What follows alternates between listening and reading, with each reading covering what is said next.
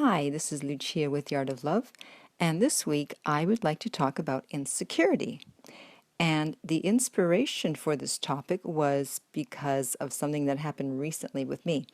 I thought I might have to go out of town for a few days, and I needed someone to look after my cat. And the person that usually takes care of her was not available, so I asked a friend of mine that I thought might be able to do it.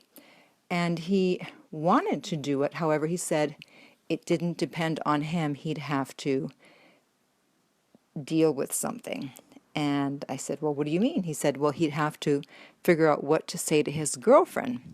So, of course, I innocently said, well, why not tell her you're going to be cat sitting for a friend? And he said, no, I can't do that. She's very insecure. She's going to freak out. And I said, what do you mean freak out? What's she going to do? Yell and scream? And he said, yeah. And so, of course, being that I'm a dating and relationship expert, I couldn't miss the opportunity to at least say something.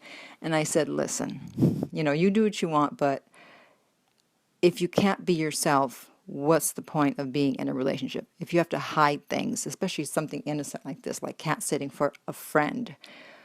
So he said he'd see what he could do, and he called me a little bit later. He said, okay, I can do it. I told her that I'm going to be working nights, so she knows that I'm not going to be available. So he felt he had to lie to her to avoid a confrontation, and I said, okay. But then something changed overnight, and the next morning he texted me and said, I'm sorry, I can't do it. And I said, no problem, I know you would if you could. And so I thought, this is crazy. And also, by the way, he did say, yeah, I am getting sick of her insecurity. So here she is making a scene over who knows what they've had issues over because she thinks she's going to lose them. But the irony is, because she's making a scene, he's getting sick of it, and eventually she will lose him if she doesn't change her ways. So it never works in your advantage to get upset when you think you're going to lose someone because people feel like their freedom is restricted. Now, he can't innocently cat sit for someone because it's going to be a major fight. So, of course, he wants to avoid a fight, and he can't tell her the truth. And people don't want to live like that. They want to be free. They want to be themselves. And so your answer should always be, that's fine, that's great, darling, whatever your partner says. Let's say your guy says he's going to go on a boys' trip without you. So instead of saying, what do you mean without me? You would say, that's great. Let me know if there's anything you want me to do while you're out of town. Now, who in their right mind would break up with someone who says that? Nobody. Or let's say if your girlfriend is going to have a girls' night out. Instead of getting jealous or being worried that she's going to meet another guy, you say, that's great, honey. It's important to hang out with your friends. Let me know if you need any extra cash. Again, who in their right mind is going to break up with someone like that? Especially if you mention the extra cash.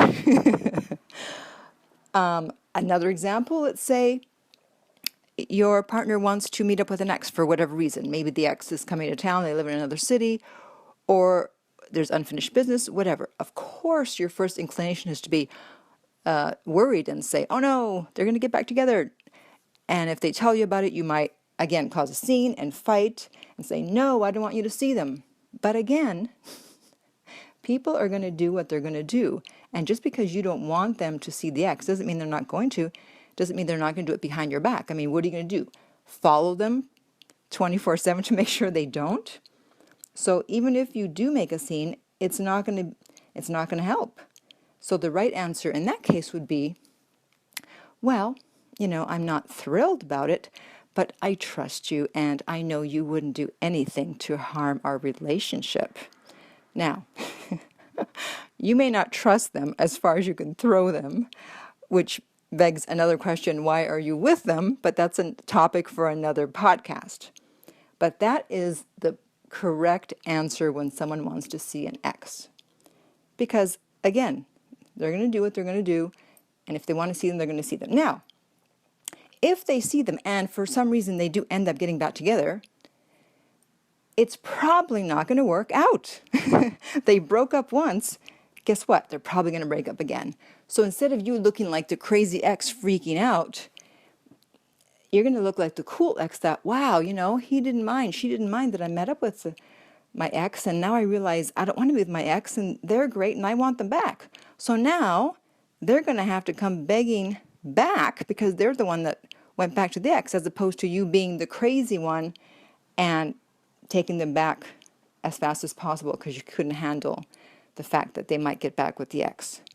So as you see, it's always better to be cool. Now, I would be remiss if I didn't, of course, allude to the fact that I know there's all kinds of hormones and chemicals going through your body that you may logically want to be calm, but you can't because you have this reaction. You're reactionary. And so this is something that comes with time. It's not going to happen overnight, because especially if you're used to freaking out, technical term, freaking out.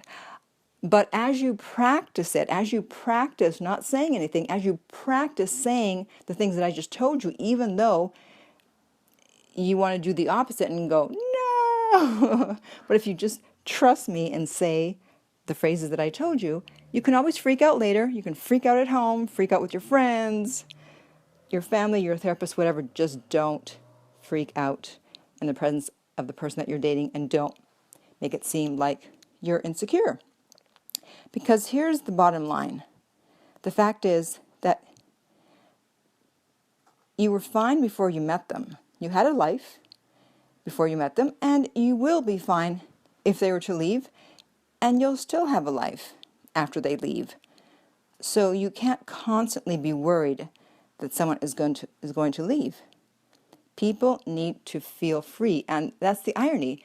If they feel free, then most likely they'll want to stay with you, because most people will be insecure and will freak out and eventually cause them to want to back away because they can't be themselves and they can't do something innocent like cat sit for a friend.